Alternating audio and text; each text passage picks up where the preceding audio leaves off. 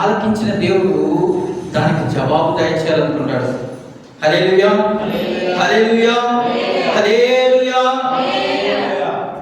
మత్తయి సువార్త 15వ అధ్యాయము 21వ వచనం నుంచి చదువుతున్నాం. మత్తయి సువార్త యేసు అక్కడ నుండి బయలుదేరి 15వ అధ్యాయము 21వ వచనం నుంచి, యేసు అక్కడి నుంచి బయలుదేరి తూరు సీదోనుల ప్రాంతమునకు వెళ్ళగా ఇదిగో ఆ ప్రాంతము నుండి కానాను స్త్రీ ఒకటి వచ్చి, ప్రభువా, దావీదు కుమారుడా, నన్ను కరుణింపుము, నా కుమార్తె దయ్యము పట్టి బహు బాధపడుతుందని కేకలు వేశాను. ఇక్కడి నుంచి ఈ వచనం ద్వారా దేవుడు మనతో మాట్లాడాలన్నా ఒక నిమిషం మనం ప్రార్థన చేసుకుందాం.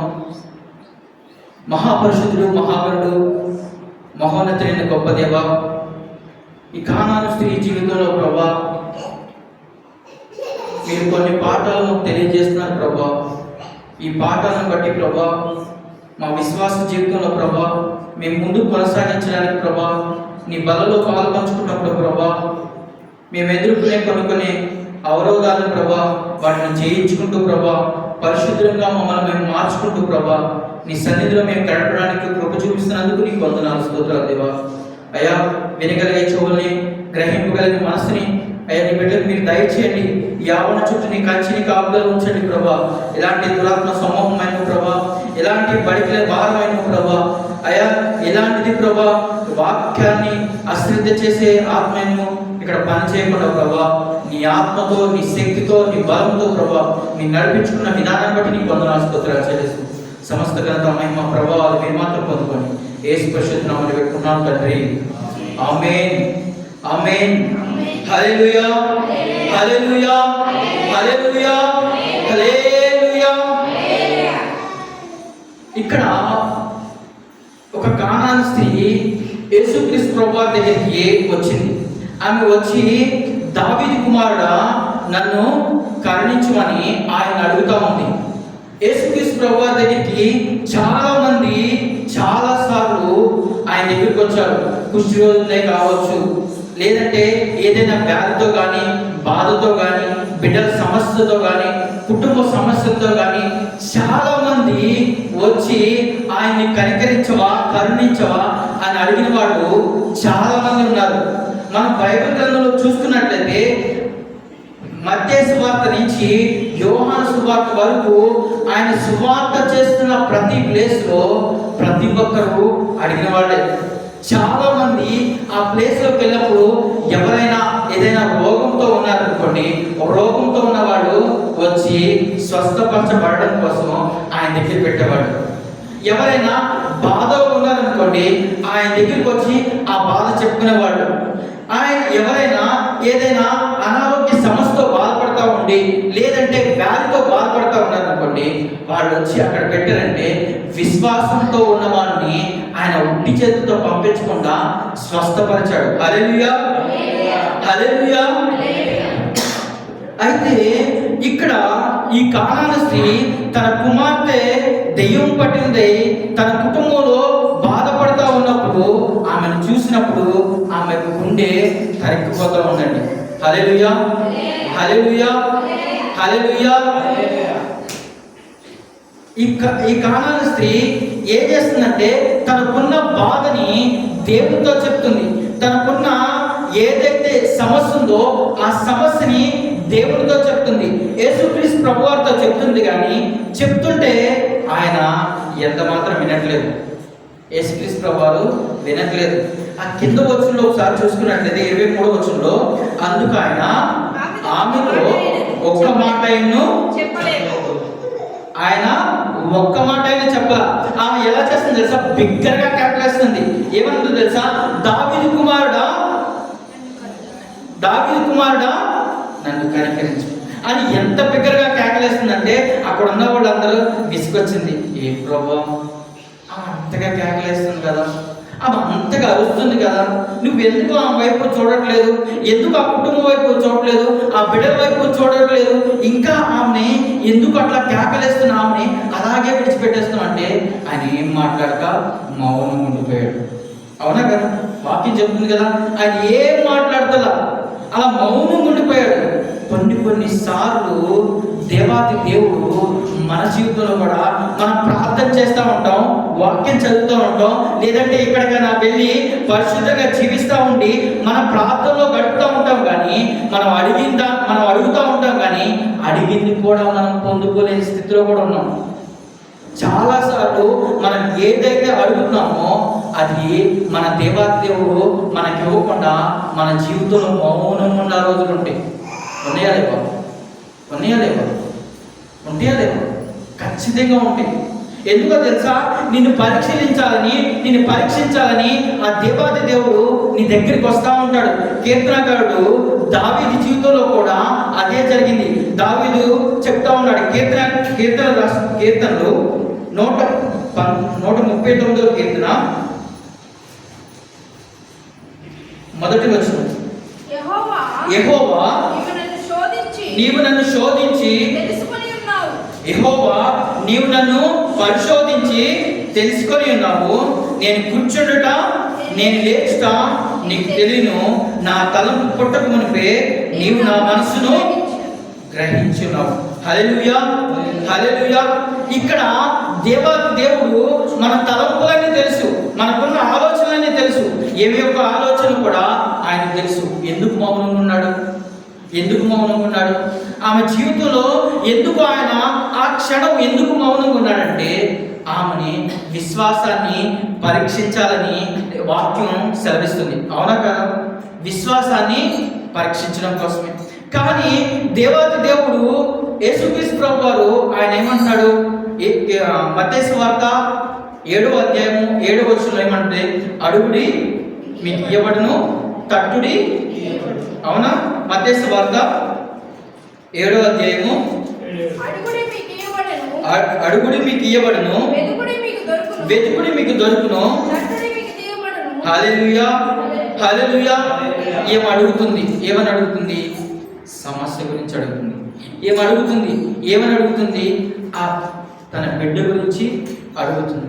కానీ యేసుక్రీస్తు ప్రభువు కొండ మీద ప్రసంగం చేసినప్పుడు ఆయనే కదా చాలాసార్లు వాక్యాన్ని బోధించినప్పుడు ఆయనే అన్నాడు కదా, నువ్వు అడుగు నీకు ఇయ్యబడుతుంది, నువ్వు తట్టు నీకు తీయబడుతుంది అని నువ్వే కదా ప్రభా నువ్వు చెప్పావు.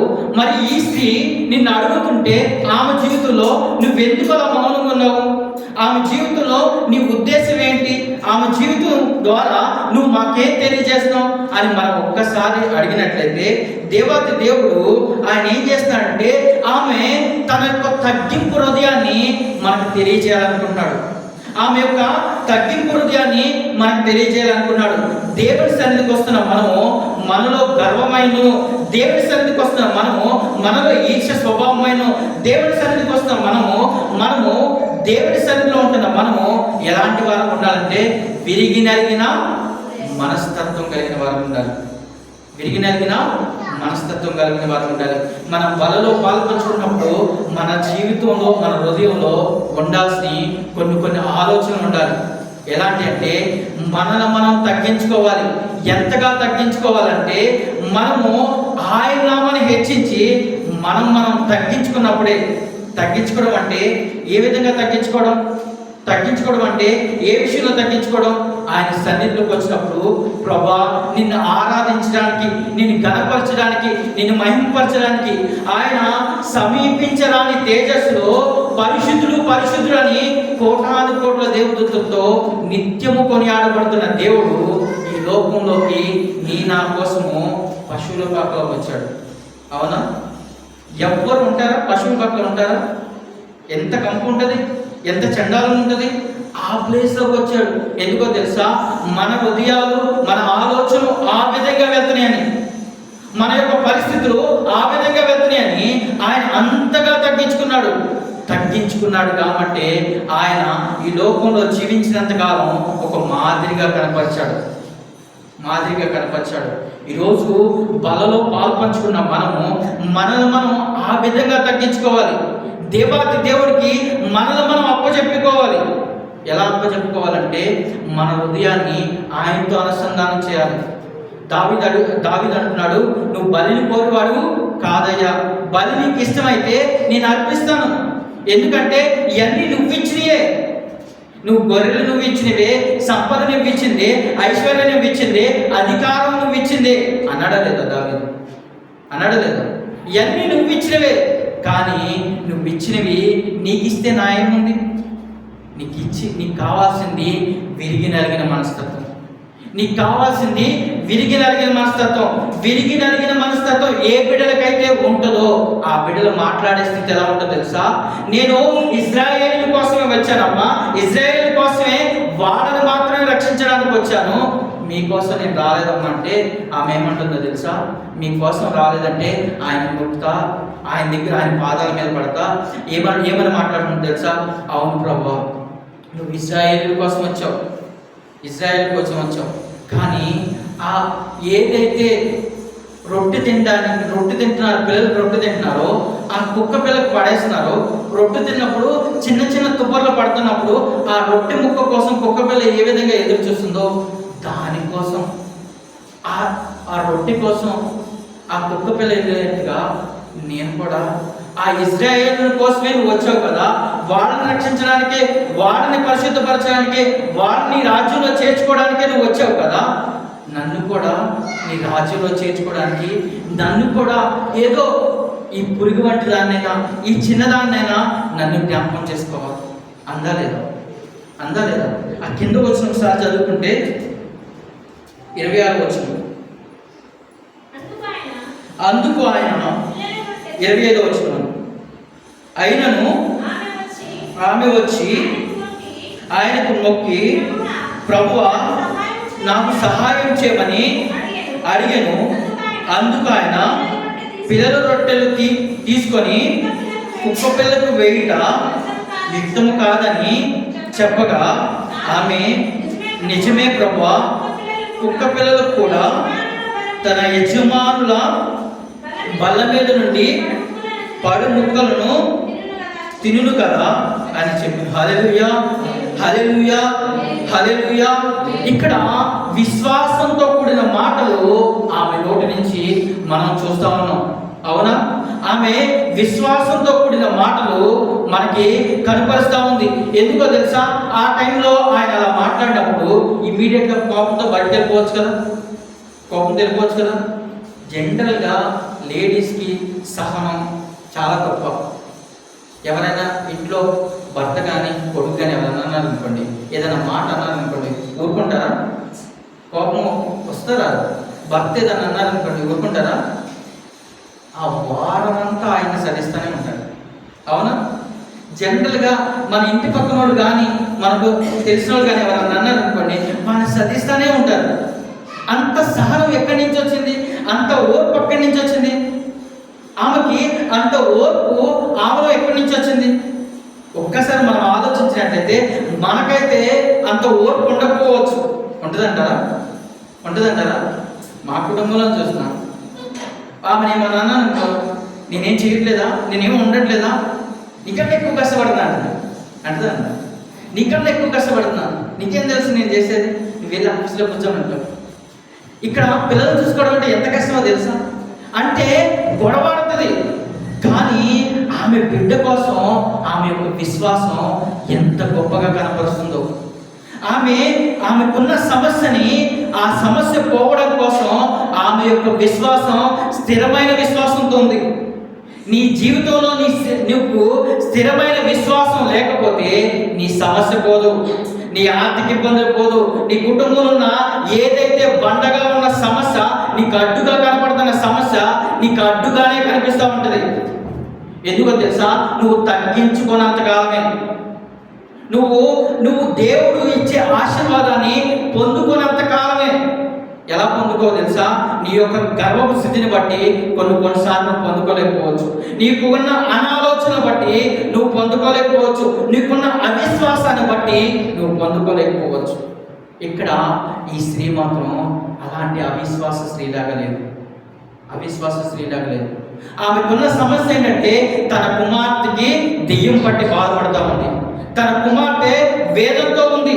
ఆ కుమార్తె బాధ పోయే వరకు తన పోరాడుతూనే ఉంది.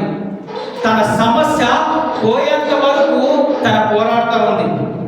అవునా కదా? అవునా కదా?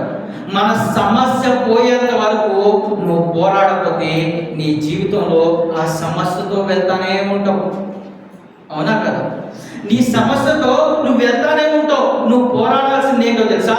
నీ సమస్య పోయేంత వరకు నీ దేవుడు నీకు ఆయన కృప నీకు అనుగ్రహించేంత వరకు నువ్వు ప్రార్థనతో పోరాడతావు, ఆయన ఆరాధించడంలో పోరాడతావు, ఆయనకు అడగడంలో పోరాడతావు. ఆయన ఇచ్చేదాకా నువ్వు అడగాలి. ఆయన ఇచ్చేదాకా అడగాలి. అడగదా లేదు? అడగలేదు. ఈమె అక్కడే వదిలేసి ఆయన నన్ను పట్టించుకోవట్లేదు కదా, మౌనంగా ఉండి నన్ను వదిలేసి వెళ్ళిపోతున్నాడు కదా, మౌనంగా ఉండి ఆయన వెళ్ళిపోతున్నాడు, ఆయన నన్ను వదిలేశాడు కదా, ఇంక నేను ఆయన దగ్గర అడిగినా వేస్టే అనుకొని అక్కడి నుంచి వెళ్ళిపోయింది అనుకోండి, ఆ బిడ్డ స్వస్థపరచబడేదా? ఆ బిడ్డ స్వస్థపరచబడేదా? ఆ కుటుంబం రక్షించబడేదా? ఆ కుటుంబం ఆయన వైపు తిరగలిగేదా? మన ఇంట్లో మనం ఒక్కడమే నిలబడాలి. మన ఇంట్లో మన ఒక్కడమే విశ్వాసంతో నిలబడుతున్నప్పుడు మన కుటుంబం అంతా మనతో వస్తూ ఉంటుంది. నోవాహు నీతిమంతుడుగా ఒక్కడే ఉన్నాడు. నీతిమంతుడు అయిన నోవాహు ఒక్కడే ఉంటే 8 మందిని రక్షించాడు. నోవాహు నీతిమంతుడు ఒక్కడగానే ఉన్నాడు, కుటుంబం మొత్తం అందరినీ రక్షించాడు. ఈరోజు ఈ కానాను స్త్రీ ఒక్క విశ్వాసం ఆ కుటుంబాన్ని రక్షించుకునే విధంగా చేసింది. ఈరోజు దేవాతి దేవుడు మనతో మాట్లాడుతున్న మాట ఏంటో తెలుసా? మన యొక్క విశ్వాసం మనల్ని రక్షించడమే కాకుండా మన కుటుంబాన్ని రక్షించును కాక. దేవాతి దేవుడు ఆయన వాక్యం చెప్తా ఉన్నప్పుడు యేసుక్రీస్తు ప్రభు వారు ఏమని అంటాడంటే, అక్కడ తూరు సీదోను ప్రాంతం వారు చాలా విశ్వాసంతో ఉంటారంట. ఏదైనా సమస్య వచ్చినప్పుడు ఇమీడియట్గా ఉపవాసం ఉంటారంట. ఏదైనా బాధ వచ్చినప్పుడు వాళ్ళు ఇమీడియట్గా గోని పట్ట కట్టుకొని దేవుని విశ్వాసంతో ఉంటారంట. విశ్వాసంతో ఉండి కొన్నిసార్లు సన్నగిలిపోకుండా ఉండాలని ఆయన వారిని బలపరచడం కోసం మత్తయి సువార్త 11వ అధ్యాయం 21వ వచనంలో ఒక మాట చెప్తున్నాడు. ఏమనంటే, మత్తయి సువార్త,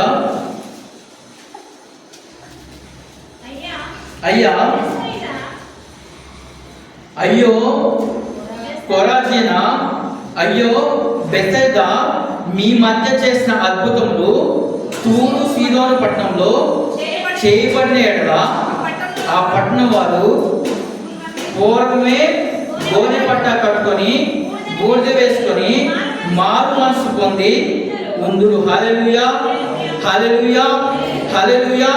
ఇక్కడ ఆ తూరు సీదోను ప్రాంతం వారిని బలపరచడం కోసం దేవాతి దేవుడు ఏం చెప్తున్నాడు తెలుసా?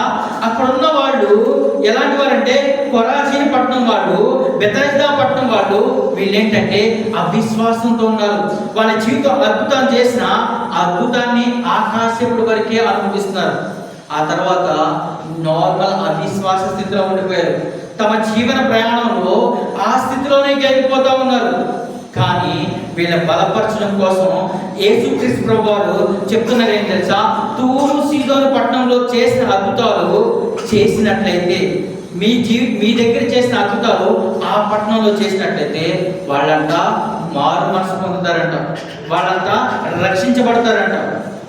ఈరోజు దేవాతి దేవుడు క్రైస్తవులుగా పిలువబడుతున్న మన జీవితంలో ఎన్నో అద్భుతాలు చేసే ఉంటాడు, ఎన్నో ఆశ్చర్య కార్యాలు చేస్తూ ఉంటాడు, ఎన్నో గొప్ప కార్యాలు చేస్తూ ఉంటాడు, ఎన్నో ఆయన మన జీవితంలో మహా ఆశ్చర్య కార్యాలు చేస్తూ ఉంటాడు. ఇంత కీర్తనకారుడు చెప్తున్నాడు కదా, ఇశ్రాయేలు ప్రజలు వాళ్ళ జీవితంలో మహా ఆశ్చర్య కార్యాలు.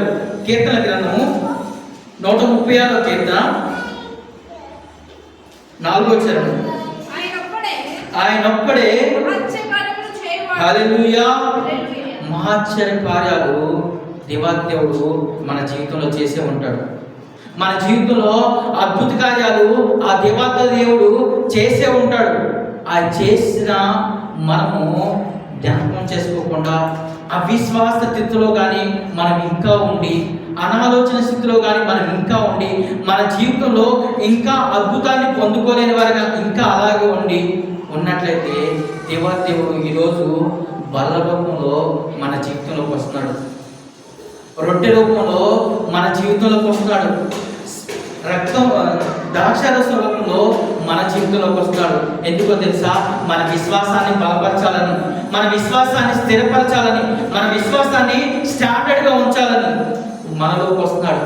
మనలోకి వస్తున్న దేవుడిని ఒక్కసారి మనం ఆహ్వానించినప్పుడు మనం ఎలా ఉంటామంటే, మనం ఏదైతే అడుగుతామో అది పొందుకున్నామనే విశ్వాసం మనలో ఉండాలి. యేసుక్రీస్తు ప్రభువారు అక్కడ కనపడ్డాడు కాబట్టి ఆమె అడిగింది కాబట్టి ఆమె పొందుకుంది. ఈరోజు యేసుక్రీస్తు ప్రభువారు ఆత్మరూపేణ మనలో ఉన్నాడు, ఆత్మరూపేణ ఆయన సన్నిధిలో ఉన్నాడు. సన్నిధిలో ఉన్న మనము ఆయన యొక్క ప్రత్యక్షత మనం పొందుకోవాలంటే మనం ఎంత విశ్వాసంతో ఉండాలి, ఎంత విశ్వాసంతో ఉండాలి, ఎంత విశ్వాసంతో ఉండాలి. అవునా? మెట్లు లేవురా, నేను తాడి కట్టి నేను కింద వదులుతానంటే నమ్మకం నుంచి దిగుతారా? ఎవరైనా వెళ్తారా? నా మాటలు అర్థం అవుతున్నాయా? ఇక్కడ మెట్లు లేవు వెళ్ళడానికి, మిమ్మల్ని తాడి కట్టి కిందకి దించుతా, నేను మిమ్మల్ని దించుతా అని అంటే మీరు నమ్ముతారా? నన్ను నమ్ముతారా? పైన ఉన్నవాడు కింద ఉన్నవాడిని బలం ఉంటారా? కింద ఉన్నవాడు బలం ఉంటారా? కిందకి వెళ్ళేవాడు కింద ఉన్నవాడే బలం ఉంటాడు. వాడు ఒక్కసారి ఇట్లా లాగాడు అనుకోండి, కింద ఉన్నవాడు పడుతుంది. ఈ లోకేచ్ఛలు ఎలా ఉన్నాయంటే పైన ఉన్నాయి. మనం ఆత్మీయ స్థితిలో మనం ఎదగకుండా కిందకి లాగాలని మన కుటుంబంలో సమస్య రప్పించడమే కానీ, లేదంటే మనలో వ్యాధి బాధలు రప్పించడమే కానీ, ఏదో ఒక సమస్య మనల్ని కిందకి లాగడానికి, మన విశ్వాసం నుంచి కిందకి లాగడానికి, మన దేవుళ్ళ నుంచి కిందకి లాగడానికి, లేదంటే మన ఆర్థిక ఇబ్బందుల నుంచి మన కిందకి లాగడానికి ఏదో ఒకటి మనకు అడ్డుపడతానే ఉంటుంది. అడ్డుపడుతుందో కాదు? అడ్డుపడుతుందా? మన ప్రార్థనకి వెళ్ళకుండా ఎన్ని అడ్డుపడతాయని ఏదో ఒకటి మనం చేసే పని దగ్గర అడ్డుపడతారు, మనం చేసే ఉద్యోగం దగ్గర అడ్డుపడతారు, లేదంటే మన శరీరమే అడ్డుపడుతుంది. అడ్డుపడుతుందో లేదు? అడ్డుపడతా. ఈ అడ్డుగోడల నుంచి మనం బయటికి రావాలంటే మనలో స్థిరమైన విశ్వాసం ఉండాలి. స్థిరమైన విశ్వాసం నూతన ఉత్సాహాన్ని పెంచుద్దంట. స్థిరమైన విశ్వాసం నూతన ఉత్సాహాన్ని పెంచింది. ఈమె స్థిరంగా ఉంది కాబట్టి ఈమె స్థిరమైన విశ్వాసం ఎప్పటికప్పుడే నూతన ఉత్సాహాన్ని పెంచుతుంది. దేవుడితో మాట్లాడేటప్పుడు నూతనమైన మాటలతో మాట్లాడుతుంది. ఏమన్నా అంటే, యేసుక్రీస్తు ప్రభువు నీ ఇశ్రాయేలు కోసం వచ్చాను కదా, ఇశ్రాయేలును రక్షించడానికి కోసం వచ్చా కదా, వాళ్ళ జీవితంలో అద్భుత కార్యం చేయడం కోసం వచ్చా కదా, వాళ్ళ జీవితంలో ఆశ్చర్యకార్యం చేయడం కోసం వచ్చా కదా అని అంటే, అయ్యా ఆ బిడ్డలు ఉన్నారు కదా, ఆ ఇశ్రాయేలు ప్రజలు ఉన్నారు కదా, ఆ పిల్లలు కొన్నిసార్లు తినే రొట్టె ముక్కలు వేస్తారు కదా, వాటిని నేను పొందుకోవచ్చు కదా. మన దేవుని దగ్గరికి వచ్చినప్పుడు మనం కూడా విశ్వాసం కలిగిన మాటలు మాట్లాడాలి. అవిశ్వాసంతో కూడిన మాటలు రాకూడదు. మనలో విశ్వాసం కలిగిన జ్ఞానపూరితమైన మాటలు రావాలి. అందుకనే హెబ్రీయులకు రాసిన పత్రిక 11వ అధ్యాయం 6వ వచనంలో ఒక మాట సెలవిస్తున్నాడు. ఏమనంటే, హెబ్రీయులకు రాసిన పత్రిక 11వ అధ్యాయము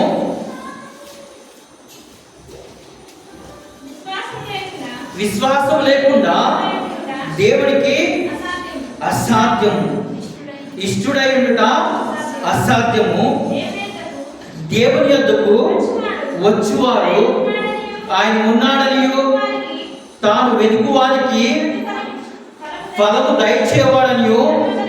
హల్లెలూయా, హల్లెలూయా, హల్లెలూయా. ఎవరు లేరండి? హల్లెలూయా, హల్లెలూయా. బిగ్గరగా చెప్తాం, హల్లెలూయా, హల్లెలూయా. ఇక్కడ ఏం చెప్తున్నాడు తెలుసా పౌలు గారు? విశ్వాసము లేకుండా దేవునికి ఇష్టుడై ఉండుట అసాధ్యము. దేవుని యొద్దకు వచ్చువాడు ఆయన ఉన్నాడనియు తాను వెతుకువానికి ఆయన ప్రతిఫలము దయచేయవాడనియు నమ్మవలెను కదా. ఏం చెప్తున్నాడు? నమ్మమన్నాడు. మన నమ్మకం ఉండాలి. ఈ నమ్మాలంతే, వేరేదేం లేదు. ఆయన దగ్గరికి వచ్చామా సమస్య పోయినట్టే, ఆయన దగ్గరికి వచ్చామా ఆయన అడిగామా మనం పొందుకున్నట్లే. ఇది ఉండాలి. క్రైస్తవుల్లో ఇలాంటి నిరీక్షణ కావాలి. ఈ నిరీక్షణ లేక చాలా కుటుంబాలు చల్లాచెదరైపోతున్నాయి.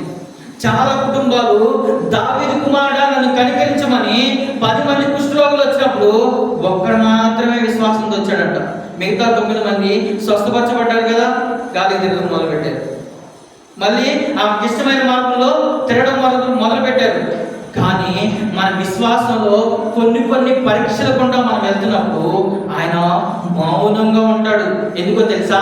నీ విశ్వాసాన్ని స్థిరపరచాలి. నీ విశ్వాసాన్ని, నీ సహనాన్ని పరీక్షించాలి.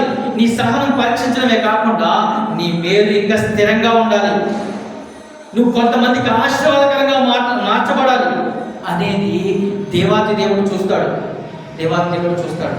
చూడటమే కాకుండా ఆయన మనలోకి వచ్చి మనల్ని ఇతరులకి దీవెనకరంగా మారుస్తాడు.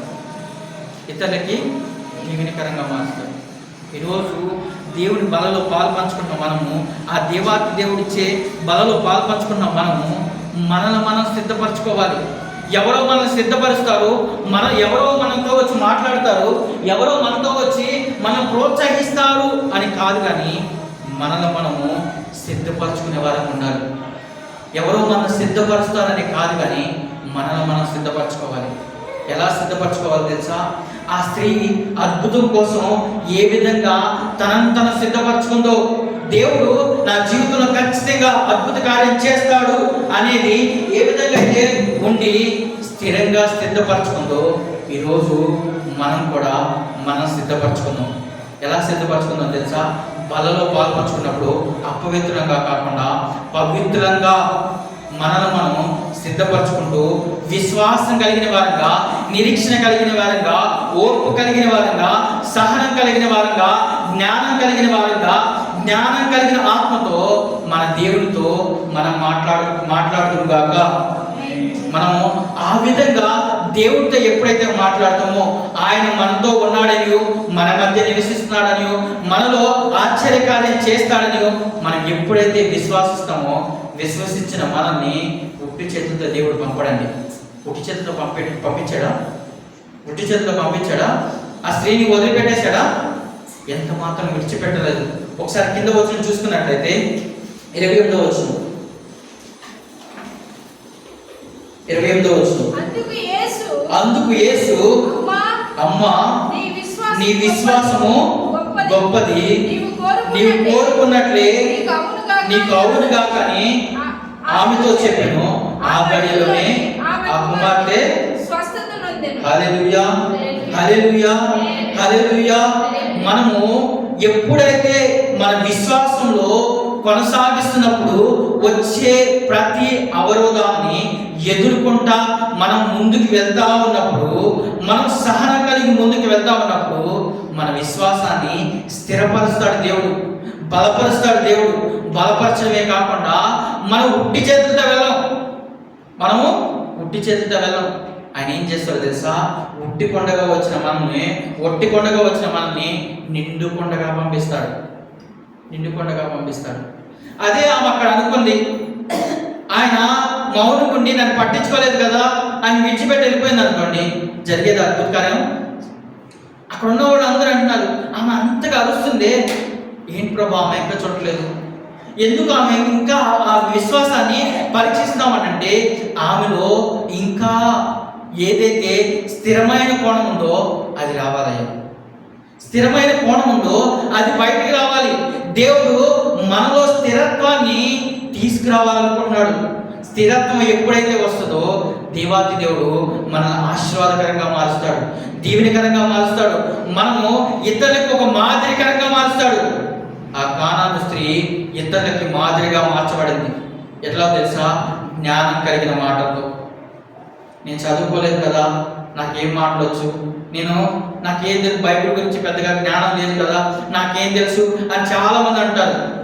నువ్వు దేవుని దగ్గరికి వచ్చినప్పుడు ఏ విధంగా మాట్లాడాలో, ఏం చెయ్యాలో ఆయనే నీకు జ్ఞానం ఇస్తాడు. పరిశుద్ధాత్మతో ఆయన నింపి ఆయన నిన్ను ఒక జ్ఞానపూర్వకమైన మాటలు నీ హృదయంలో నింపును గాక.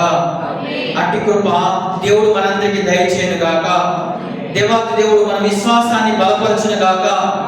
మనకు ఉట్టి కొండగా వచ్చిన మనల్ని నిండు కొండగా ఏదైతే అడుగుతున్నామో మన దేవాది దేవుడు మనకిచ్చును గాక. మన దేవుడు మనల్ని స్వస్థపరచును గాక. ఈ సంఘానికి మనకు అట్టి కృపని దేవుడు మనకి దయచేయను గాక. విన్న వాక్యాన్ని బట్టి ప్రార్థన చేసుకుందామండి. అందరం మోకరించినట్లయితే శ్రేష్టమైన సమయంలోకి వచ్చాం, బలలోకి వచ్చాం. బల తీసుకోవడానికి, మనం పాలు పంచుకోవడానికి వచ్చినాం. మనము కానాను స్త్రీ ఏ విధంగా అయితే విశ్వాసంతో ఉందో, కానాను స్త్రీ ఏ విధంగా జ్ఞానం కలిగిన మాటలతో ఆయన దగ్గర పొందుకోవడానికి వచ్చిందో, ఈరోజు ఆదివారం రోజున దేవుని సన్నిధికి వస్తున్న మనము పరిశుద్ధాత్మని మనం పొందుకోవడానికి